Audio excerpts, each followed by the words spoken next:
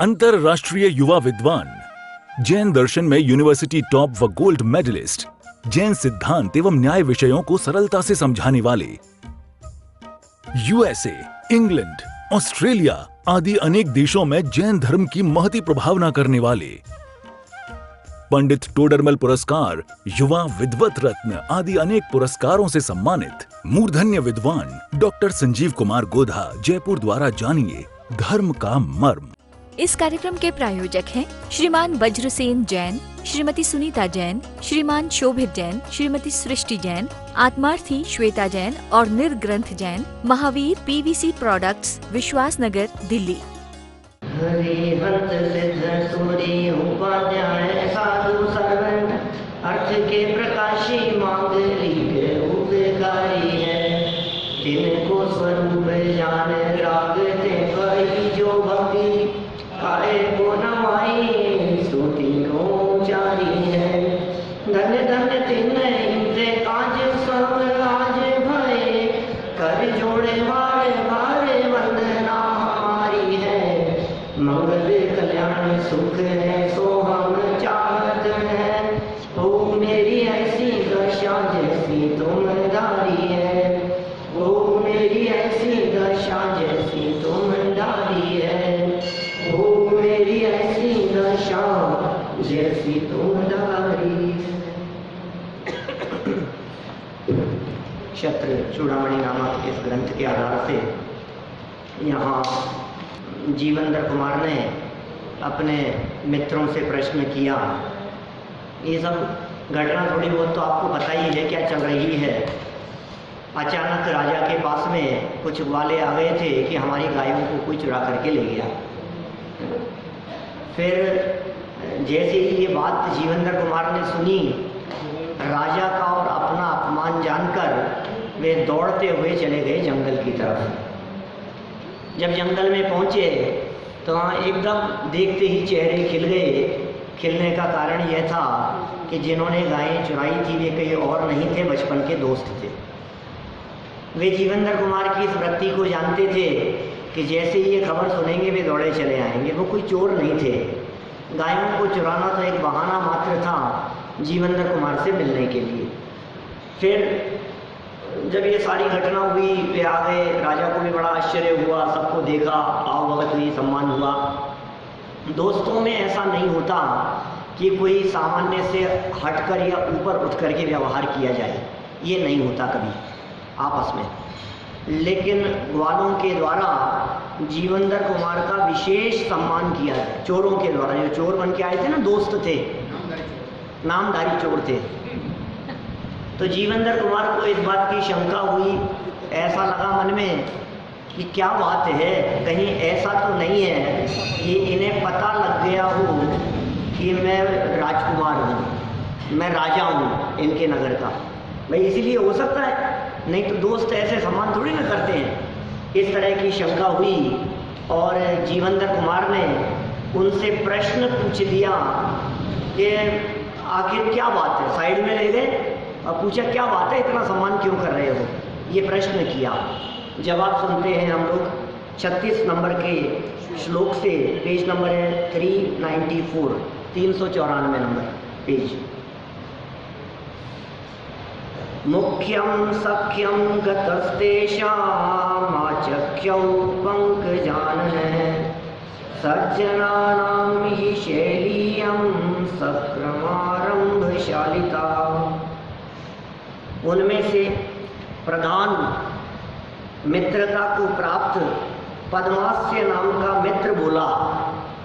उनमें जो खास दोस्त था ना, वो बोला, निश्चय से क्रम पूर्वक किसी कार्य का आरंभ करना यह सज्जन पुरुषों की पद्धति है।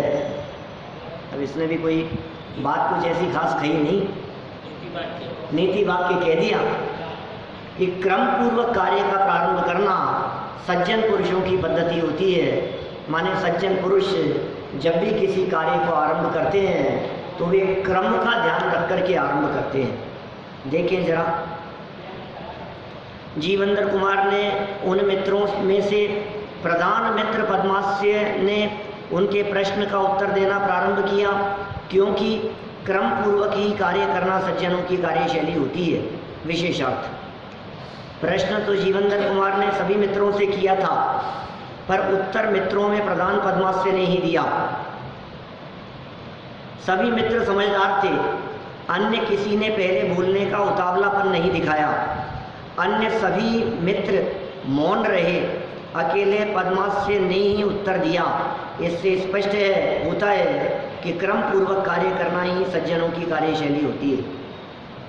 देखिए जरा मित्र मंडली के प्रमुख पद्मास्य का उत्तर क्या दिया। अभी बात क्या आई, उत्तर दिया इसने, ये तो समझ में आ गया, लेकिन उत्तर दिया क्या इसने। स्वामिन् स्वामी वियोगेऽपि युक्ता दग्धा सुभिर्वयम् हस्तोक भावि भाग्येन हस्तग्राहं ग्रहादिव। हे स्वामी, आपका वियोग होने पर, जले हुए प्राणों से युक्त होने पर भी हम लोग भविष्य में उदय होने वाले महान भाग्य से हस्तावलंबन देकर ग्रहण किए हुए के सदृश जीवित रहे। क्या कह दिया इन्होंने बात, सरल अर्थ में देखिए। हे बंधुवर, उस समय हमारे पाप के उदय से राजपुरी नगरी से आपके चले जाने पर, आप चले गए राजपुरी नगरी से, और आपके चले जाने पर हम सभी मित्रगण मृत तुल्य हो गए थे। खास दोस्त चला गया जो सबसे होशियार था, जिसके कारण सबको संरक्षण मिलता था, तो सब मृत तुल्य हो गए। किंतु वास्तव में देखा जाए तो भविष्य में होने वाले आपके शुभ दर्शन रूपी महासौभाग्य ने ही हमें बलात् माने जबरदस्ती जीवित रखा है। माने हम इसलिए जीवित रह गए हैं कि हमें इस बात की उम्मीद थी कि आपके दर्शन जरूर होंगे। आप आज तो हमारे बीच में से गायब हो गए हो, लेकिन कभी न कभी जरूर मिलोगे, इस उम्मीद से हमें अत्यंत प्रसन्नता थी। समझ लो कि हम जीवित रह गए, बच गए हम। हेमाबा नगरी में आने का कारण देखिए आगे, कुछ विशेष बातें नहीं है, कहानी बढ़ रही है। और अच्छा है कहानी जितनी जल्दी जितनी अच्छी बढ़े, है कहानी सुनने का मन तो होता ही है कि आगे हुआ क्या आखिर। साश्वासाश्च ततो देव्या दत्तहस्तावलम्बना प्रास्थिष्महि दुरं प्राप्ता वयमश्लीय पाणिना। फिर देवी गंधर्व दत्ता ने सहारा देकर आश्वासन दिया। तब हम लोग घोड़ों को बेचने वालों के मुखिया होकर वहाँ से चल दिए। घोड़ों को बेचने वालों के मुखिया बनकर के वहाँ से चल दिए। देखिए नीचे, तदनंतर देवी गंधर्व दत्ता ने जब अपनी विद्या के बल से ऐसा बताया कि आप सुरक्षित और सुखी हैं तथा आपका पता बताकर हमें आश्वस्त किया, तब हम लोग आपके शुभ दर्शन की इच्छा से घोड़े बेचने वालों का वेश बनाकर यहाँ हेमाबा नगरी में आए। ऐसा आने कौन देता, नगरी में प्रवेश नहीं हो सकता था। किसी भी राजा के नगर में प्रवेश करना इतना आसान काम नहीं है। आप कैसे आ रहे हैं, कहाँ से आ रहे हैं, किस काम से आए हैं। जैसे अपन ने बतलाया था ना, जयपुर के नगर के दरवाजे बंद हो जाया करते थे, इसी तरह से सब नगरों की इसी तरह की पोजीशन थी।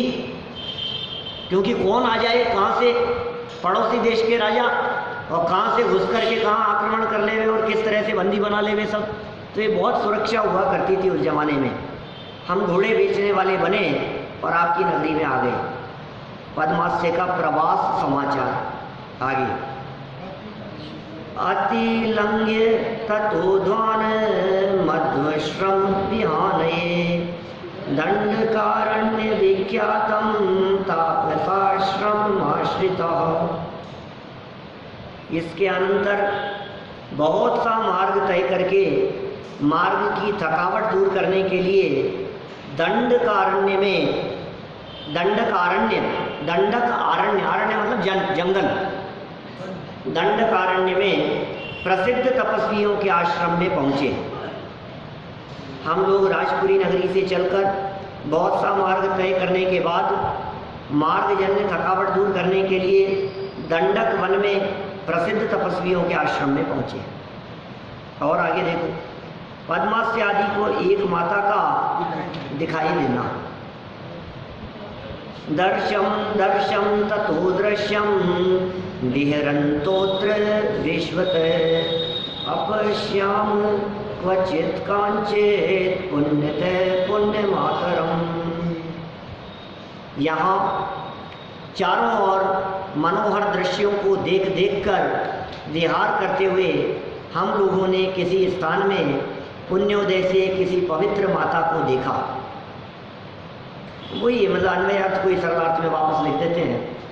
उस दंडक वन के आश्रम के चारों ओर के मनोहर एवं दर्शनीय दृश्यों को देखते हुए एक बार हमारे पुण्योदय से हमारे एक पवित्र माता को देखा। हमने एक पवित्र माता को देखा। हमसे परिचय पूछना। तन्मात्रा दृष्ट मात्रेण पुत्रत्या इति चोदितः वयमप्युत्तरं वक्तुम् उपक्रम्य यथाक्रमम्। उस माता ने हम लोगों को देखते ही तुम कहाँ के रहने वाले हो इस प्रकार पूछा। तब हम लोगों ने भी क्रमानुसार माता के प्रश्न का उत्तर देते हुए प्रारंभ करके ऐसा कहा। हम लोगों को देखते ही पूज्य माता ने हमसे पूछा, आप लोग कहाँ से आए हैं? तब हमने उन्हें क्रम से निम्न प्रकार अत्यंत विनयपूर्वक उत्तर देना प्रारंभ किया। पद्मास्य द्वारा प्रश्न का उत्तर। आगे श्लोक। अस्ति राजपुरे कश्चित् विबुधा नाम पश्चिमः विषां च जीवकाख्योऽयमितं जीवातुकाभयम्। राजपुरी नगरी में पंडितों के और वैश्यों के शिरोभूषण कोई ये जीवक जीवंदर नाम के पुरुष रहते हैं और हम लोग उनके अनुजीवी के रूप में सेवक माने मित्रगण हैं। हे माताश्री, राजपुरी नाम की एक अत्यंत सुंदर और संपन्न नगरी है। उस अनुपम नगरी में विद्वानों और श्रेष्ठियों में श्रेष्ठ जीवंदर कुमार नाम के एक महापुरुष रहते हैं। हम उन्हीं महापुरुष के मित्र, शिष्य, अनुयायी और सेवक हैं। इतनी बातें इन्होंने वहाँ माता से कही। ये पूरा बात कौन किसको कह रहा है, कौन किसको बता रहा है? ये पद्मास्य जीवंदर कुमार को बता रहे हैं कि हम यहाँ कैसे आए और क्या क्या हुआ। देखो क्या कह रहे हैं। पद्मास्य का उत्तर सुनकर महिला का मूर्छित होना। ये कौन है? ये जीवंदर की माँ है। देखो देखो जरा कौन है भाई। काष्ठांगारव्य कोपी कोपादेन मनेन सम हंतुम किलेत्य भोजाम मूर्छिता साच पेतुषी। उस नगर में कोई काष्ठांगार नाम का राजा क्रोध से निर्दोष इन जीवंदर कुमार को मारने के लिए बस इतना ही कहा था कि वह माता मूर्छित होकर गिर पड़ी। क्या क्या समझ में आ गई क्या कहानी का? ऐसा लग रहा था ये चल क्या रहा है, ये हो क्या रहा है। तो क्या हो गया, क्या बात पता लग गई हमारे को। देखो उस राजपुरी नगरी में ये अभी तो वही बतला रहा है, पद्मास्य बतला रहा है। वो जो माता जंगल में मिल गई है उसे क्या बता रहे हैं कि हमारी उस राजपुरी नगरी में काष्ठांगार नाम का एक दुष्ट राजा है और हमारे स्वामी जीवंदर कुमार के पराक्रम, विद्वत्ता, लोकप्रियता और प्रभाव आदि गुणों के कारण वह मन ही मन जीवंदर कुमार से जलने लगा। वो राजा काष्ठांगार। एक दिन उस दुष्ट काष्ठांगार ने निरपराधी जीवंदर कुमार को मारने के लिए इतना वाक्य सुनते ही वे माता मूर्छित होकर वही जमीन पर गिर पड़ी। अभी जीवंदर कुमार तो पहचानते नहीं है माता को, जीवनधर कुमार मिले भी नहीं है। हाँ, जन्म होते ही तो ले गया था सेठ, शमशान से ही ले गया था। तो अभी जीवनधर कुमार और माता आपस में एक दूसरे से मिले नहीं है जन्म के बाद में। अभी ये घटना जीवनधर कुमार भी सुन रहे हैं, इनको पता नहीं है वो कौन है, वो जो मूर्छित हो गई थी वो भी कौन है ये भी पता नहीं है अभी तो बात सुन रहे हैं। देखिए, पूज्य माता श्री जीवनधर कुमार की जन्मदात्री रानी विजया ही थी। उन्होंने जन्म काल से ही अपने प्रिय पुत्र जीवनधर कुमार को शमशान भूमि में ही सेठ गंगोत्कच को परोक्ष रूप से सौंप दिया था। अब तक माता पुत्र का मिलन हुआ ही नहीं था। संसार में कैसी पुण्य पाप की विचित्रता है। तद्भव मोक्षगामी पुण्यशील महापुरुष को भी जन्म से पाप के उदय से जन्मदात्री माता का वियोग सहना अनिवार्य हो जाता है और पुण्योदय से सुनंदा जैसी अन्य माता भी मिल जाती है। कैसा पुण्य पाप कर्म का विचित्र संयोग होता है। एक तरफ तो ऐसे पाप का उदय कि जन्म देते ही माता दूर हो गई, जन्म देने वाली माता का वियोग हो गया, ऐसे पाप का उदय। लेकिन पुण्य का उदय भी ऐसा कि तत्काल ही सुनंदा जैसी दूसरी माता मिल गई, सेठ की पत्नी, सेठ गंगोत्कच की पत्नी। और देखो, पुण्य का उदय भी इतना कि उस सुनंदा नामक माता ने इन्हें ऐसे पाला कि ये मेरा ही पुत्र है, क्योंकि पता ही नहीं था उसको। हाँ, आपको मालूम है क्या साहब, जब सेठ गंगोत्कच के मरे हुए पुत्रों का जन्म होता था, राजे जी साहब, जब मरे हुए पुत्रों का जन्म होता था सेठ के यहाँ, जितने पुत्र हुए सब मरे हुए पैदा होते थे। तो अचानक सेठ ने मुनिराज से जाकर के पूछा कि मेरे ये मरे हुए बच्चे क्यों पैदा होते हैं, जितने बच्चे आज तक जन्मे हैं सब मरे हुए पैदा होते हैं। तो मुनिराज ने ये कहा कि सुनो, अब जो तुम्हारे पुत्र जन्म होगा वो भी मरा हुआ होगा, और जब वो मरा हुआ पैदा होगा और जब तुम उसे छोड़ने के लिए शमशान में जाओगे तो वहीं तुम्हारे को तत्काल जन्मा हुआ एक जिंदा पुत्र मिल जाएगा। तुम उसे अपने घर में ले आओगे तो उसके बाद में तुम्हारे जो पुत्र जन्मेंगे वो जीवित होंगे, जिंदा होंगे। तो क्या हुआ, वो गंगोत्कच सेठ मुनिराज के वचनों पर श्रद्धा करके घर आ गया। कुछ काल बाद, कुछ महीनों बाद जब पुत्र का जन्म हुआ तो मरा हुआ पैदा हुआ। मरे हुए पुत्र को लेकर वो शमशान चला गया छोड़ने के लिए। ये तो ऐसा घटनाक्रम बन गया था कि लोग समझने लग गए तो मरे हुए होते हैं, सब ऐसे ही चलता रहता है, तो कौन जाए छोड़ने के लिए। वो अकेला ही पुत्र के जन्म होते ही छोड़ने के लिए शमशान चला गया। शमशान में मरे हुए पुत्र को छोड़ा और आसपास में तलाशने लगा मुनिराज के वचन के अनुसार। वहीं शमशान में जीवनधर कुमार का जन्म हुआ था। जीवनधर कुमार मिल गए और हाथ में राजमुद्रा थी। बच्चे को तो ले लिया और राजमुद्रा को देखते ही पता लग गया ये तो कोई राजकुमार है, राजघराने से है।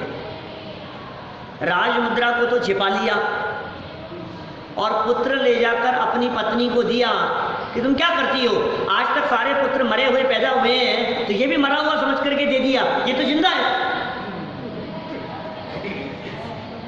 क्या माने, यदि मरा हुआ कह देता और दूसरे का कहता तो वो प्रेम नहीं करती क्या।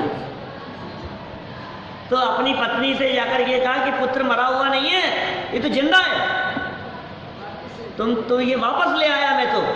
तुम कितनी बड़ी गलतफहमी में हो।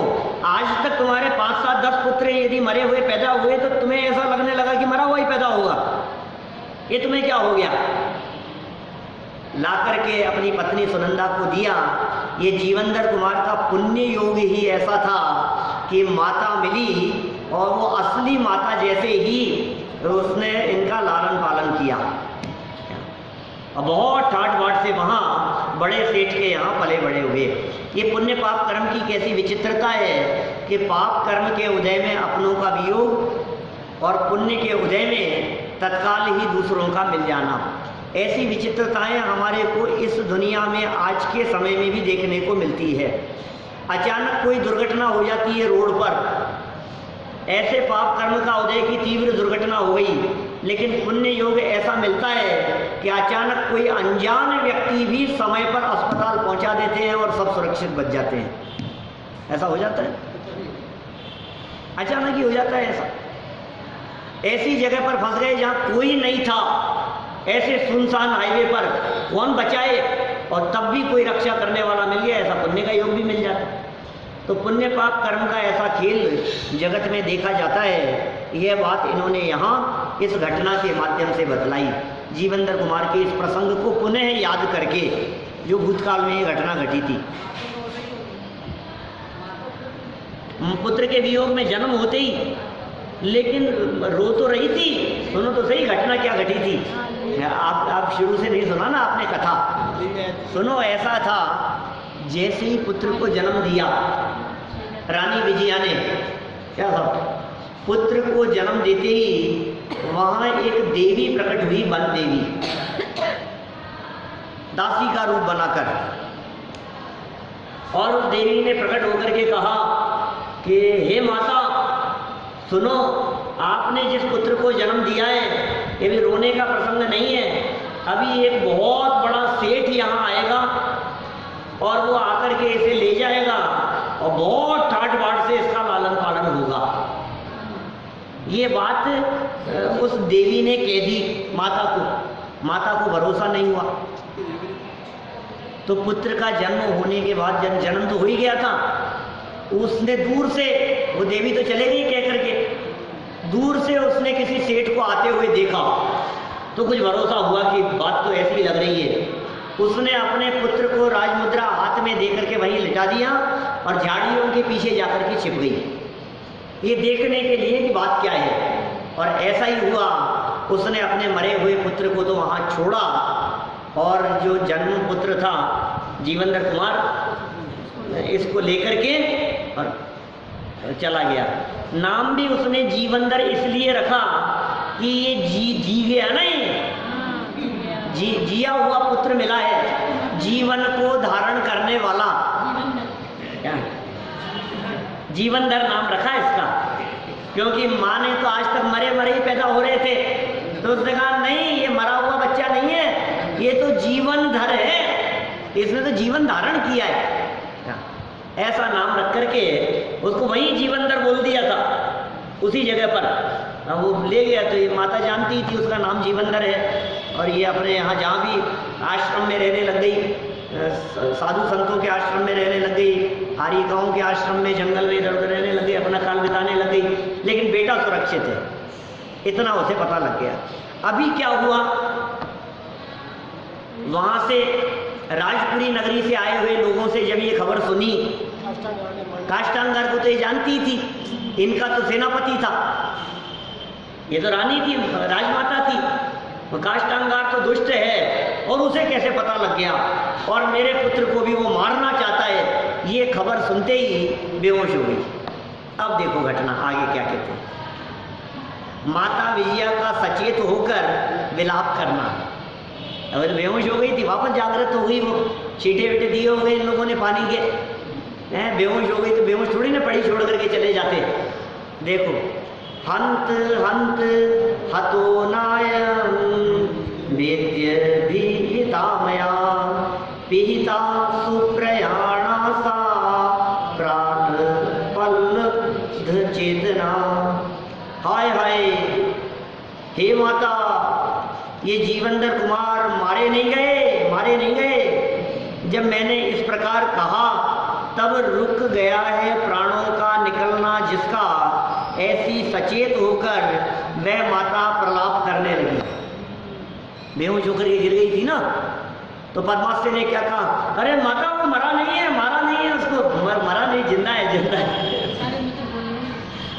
मित्रों ने उन्होंने ये बात कही और वो सचेत होकर के, जागृत होकर के माता प्रलाप करने लगी, रोने लगी। तब हमने कहा कि माता श्री, आप दुख मत कीजिए, दुखी होने की कोई आवश्यकता नहीं है, क्योंकि दुष्ट काष्टांगार हमारे प्रिय मित्र जीवंदर कुमार को मार नहीं सका। उसने तो मात्र मारने का प्रयास किया था। तब पूज्य माता जीवित रह सकी, फिर भी सचेत होकर विलाप करने लगी। जीवंदर कुमार का चरित्र सुनाना। अभी इन दोस्तों को कैसे पता लगा कि तुम राजा हो? सत्कार किया ना इन्होंने। जीवंदर कुमार का सत्कार क्यों किया? जीवंदर कुमार को शक हो गया था। दोस्तों में ऐसा थोड़ी ना होता है, ऐसे ऐसे कौन सम्मान, बराबर के दोस्त सम्मान नहीं करते। मैंने कल कही थी, बराबर के दोस्त तो झगड़ते हैं। मैंने वो सीधे वो बात नहीं करते। क्या नालायक, हमें छोड़ करके चला गया तू? ऐसे ऐसी ऐसी भाषा में बात करते हैं। तू तड़ाक से बात करते हैं। हमारी परवाह नहीं थी, हमारी खैर खबर लेने की भी तूने सोची नहीं, और चले गया पीछे से, हमारा क्या हाल हो रहा होगा। तो ये तो अचानक ही तो सम्मान करने लगे सारे दोस्त मिलकर के। तो जीवंदर कुमार को शंका हुई और पूछा, तो उनके दोस्त ने ये सारा हाल सुनाया। देखिए जरा, चरित्र सुना रही हैं अभी कौन? विजया माता अन्य मित्रों को। हमने तो पहले सुना दिया आपको। अम्बोदालीव दम्बोली ममृतम च मोचसा देवी समं प्रलापेन देवो दंत निदंतया। अभी ये लोग भी जानते नहीं आखिर ये बेहोश क्यों हो गई। अभी इन लोगों को पता नहीं है ये बेहोश क्यों हो रही है ऐसी बात सुन करके। देखो, मेघों की पंक्ति जिस प्रकार वज्रपात और जल को वर्षाती है, उसी प्रकार उस माता ने प्रलाप के साथ आपके वृत्तांत को इस रीति से कहा, अर्थात आपकी उत्पत्ति आदि की बीती हुई सब कथा उन्होंने खेद के साथ हम लोगों को सुनाई। सारी कथा सुना दी माता ने। देखिए, जिस प्रकार मेघों की माला जल वृष्टि के साथ साथ ही कभी कभी बिजली को भी गिराती है, उसी प्रकार उन पुण्य मूर्ति माता श्री ने अश्रु जल की धारा छोड़ते हुए आपका चरित्र भी सुनाना प्रारंभ किया। माता विजया केवल विलाप ही नहीं करती थी, वे विलाप करते करते हमारे पूछे बिना ही पुत्र स्नेहवश आपका परिचय भी सुनाती जाती थी। मात्र हृदय का परिणाम ही ऐसा होता है। पुत्र के वियोग में मात्र उनका रोना ही नहीं होता है, रोने के साथ साथ पुत्र के गुणों का स्मरण करना और उसका कथन करना दोनों ही साथ साथ चलते रहते हैं। ये माता की ऐसी दशा होती है, ये वस्तु स्थिति है।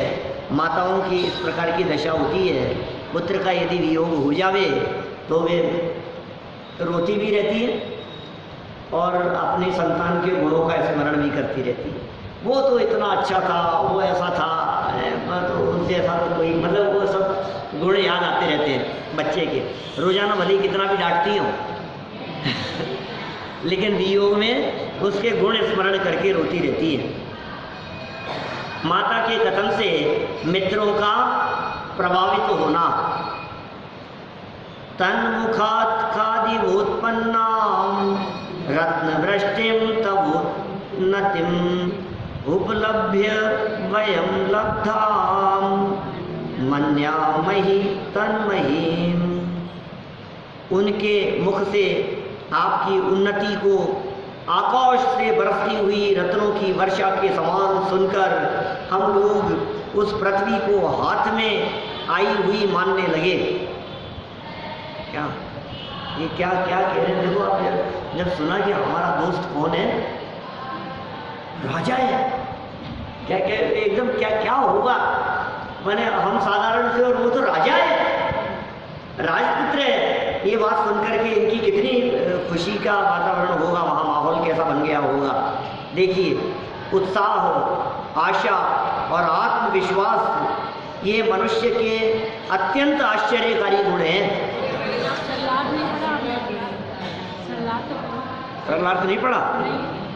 देखो, आकाश से बरसती हुई रत्नों की वर्षा के समान उस पुण्य मूर्ति तथा पवित्र माता विजया के श्रीमुख से आपके उन्नति सूचक आद्योपांत समाचार सुनकर हमें अतिशय आनंद हुआ और हमने मन ही ये निश्चय कर लिया कि आपको अपने पिता श्री सत्येंद्र का परंपरागत राज्य अवश्य मिलेगा।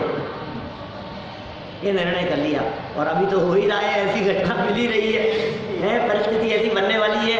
देखो आप, क्योंकि राजा दृढ़ मित्र मिल गए हैं, अब तो दामाद बन गए हैं, राजा के दामाद हो गए।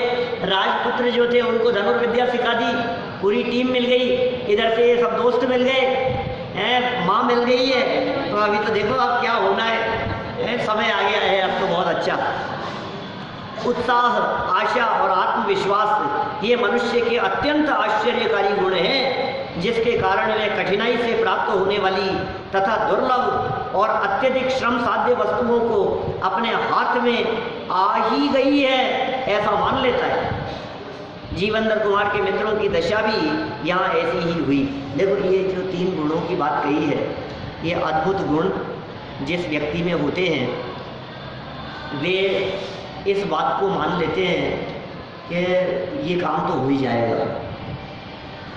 जब उनको कोई एक विशिष्ट कार्य करने का भाव जागृत होता है और उनमें यदि आत्मविश्वास है, उनमें यदि आशा है और उनमें यदि उत्साह है, तो फिर उन्हें वो माइनस पॉइंट नहीं दिखते, उन्हें कमजोरी नहीं दिखाई देती है। वे इस बात को मान लेते हैं तो हो ही जाएगा। यदि आप में आत्मविश्वास है, आप में उत्साह है और आप में यदि आशा है, तो आप इस बात को सहज स्वीकार कर लेंगे। अब वो दिन दूर नहीं है जब सम्यक दर्शन की प्राप्ति हो जाएगी। तो इतना उत्साह होता है कि मिल गया ये तत्व हमारे को, अब कैसे हम इससे दूर रह सकते हैं, ये चीज़ तो हासिल होगी ही होगी, ये सम्यक दर्शन तो होगा ही होगा। अब वो दिन दूर नहीं है जब ये सिद्ध परमात्मा आपके बगल में आकर के सिद्धालय में विराजमान होगा। इतना उत्साह होता है एक ज्ञानी व्यक्ति के हृदय में, वेद विज्ञानी के हृदय में, अंतरोन्मुखी पुरुषार्थ जिसके हृदय में जागृत होता है, उसके हृदय में जो व्यक्ति बहुत उत्साह से पढ़ाई करता है, जिसको आशा होती है और उत्साह बहुत होता है पढ़ाई के प्रति, उसे फिर रिजल्ट की परवाह नहीं होती। टोडरमल जी लिखते हैं मोक्षमार्ग प्रकाशक में, इसे अपना काम करने का उत्साह बहुत है, हर्ष बहुत है। ये सम्यक सन्मुख मिथ्या दृष्टि के प्रकरण में लिखा है। सम्यक सन्मुख मिथ्या दृष्टि के प्रकरण में पेज नंबर था 362। क्या उस पेज पर टोडरमल जी साहब ऐसा कहते हैं क्या कि सम्यक सन्मुख मिथ्या दृष्टि की चर्चा करते रहे, फिर कहा कि वो तत्व विचार वगैरह की बातें बताते बताते फिर वो कहते हैं इसे अपना कार्य करने का उत्साह बहुत है। अब जिसे उत्साह बहुत है इसका मतलब अब इसका काम होने वाला है। बहुत लंबे समय से आपका कोई काम रुका हुआ हो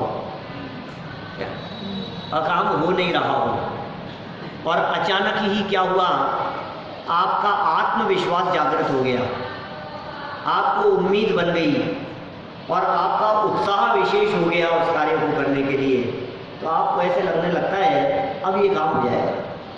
क्या कहता है जी साहब, अब ये काम हो जाएगा।